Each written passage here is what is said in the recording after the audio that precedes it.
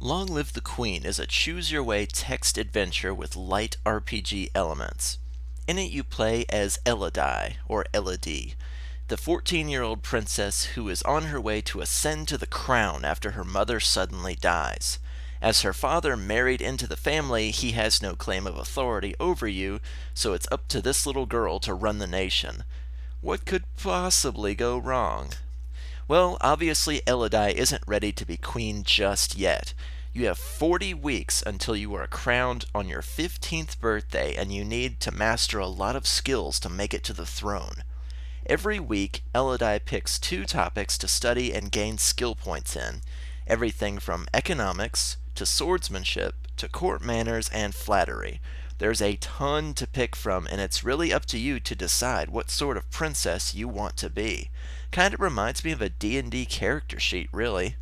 During the week, you'll also be met with situations and challenges that will test themselves against your skills. Learning divination lets you see signs of things to come. Having training with dogs gives you protection and poison detection, and so on and so forth. Everything has its use at some point in the story. So, will you rule with an iron fist and execute every criminal brought before you? Will you focus on the economy and invest in your nation's future? Or will you be prim and proper and steal the show at every parade or social gathering the game offers? Elodie can be a lot of different people depending on what she studies. She even gets these cute little outfits if you specialize in a certain aspect of ruling. Well, regardless, something is going to catch you off guard at some point or another, and you'll either fail an event or just die.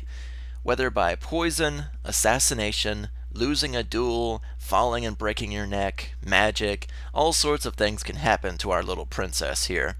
While being unimpressive at a ball certainly doesn't spell your death, resisting a massive invasion from across the sea and dueling a superpowered king certainly can. Hyper-specializing in any certain skill often leads to your death, so it's up to you to spread your skill points around to make sure you're at least adequate in a little bit of everything. It's not possible to ace every single test the game throws at you, but you need to get the majority in order to keep everybody happy, prevent civil wars, and make sure that you can defend yourself. At the same time, you have to balance Elodie's mood. This mood chart shows the two extremes of 4 different emotions, and depending on her mood, her bonus points and skill multipliers will change. If you're feeling angry and willful, that's the time to study military stuff.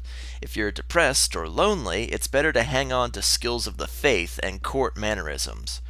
You do get your weekends off, so your chosen activities have an effect on your mood.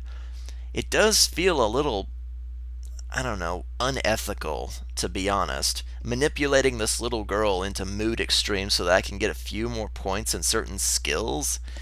You might try balancing her moods to the center line, which is the rough equivalent of happiness and contentment, but then you get no bonuses or multipliers, and Elodie's studies suffer for it. So never mind keeping this little girl sane and happy, huh? Ugh. Unfortunately, this game suffers in its simplicity and visual novel approach. The story never changes, so you can make mild adjustments playthrough after playthrough until you found something that works. Looking at the nuts and bolts of the game, though, about 90% of these skills are useless in the long run. Hyper-specializing in magic, economics, and swordsmanship guarantees you an easy victory, and that's really all there is to it. Replaying the story over and over again, playing into the magical girl theme, gets very old. I had several scenarios I felt seriously cheated out on since the skill system is all over the place. Want to avoid being poisoned? Better have points in trade and production, not poison.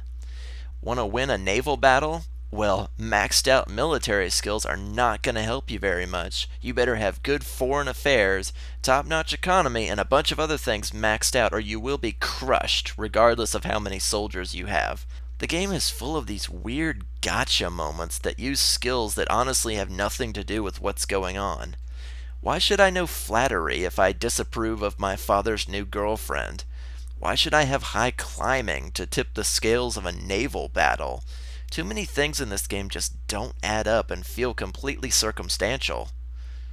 Since it is a text-based game, there's hardly any animation, no voice acting, and frankly not enough backgrounds to really show what's going on.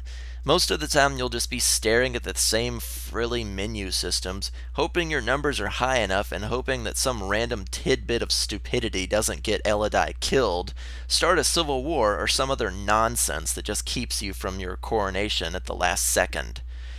Don't get me wrong, the customization options and story elements of Long Live the Queen are great, but only for the first half dozen go-rounds or so. The story doesn't change. After your first half dozen tries, if you haven't made it to being queen, you'll probably just end up looking up a guide and putting it down forever. While there are quite a few ways to finish the game, good luck not getting killed by a random bullshit skill check and dying for a stupid reason. This does remind me of the old Choose Your Way Goosebumps books that I read when I was a kid. Too many ways to die and not enough of them avoidable or foreseeable. Except I was having fun with Goosebumps and Long Live the Queen just kinda becomes a chore. This really should have been a book, not a game, and while yes, it is labeled as a visual novel, it also tries to be a game at the same time and doesn't do a very good job at it. I'd give this one a pass or use it as a gag gift. You want to be queen and make it to your 15th birthday to be crowned? Well, good luck.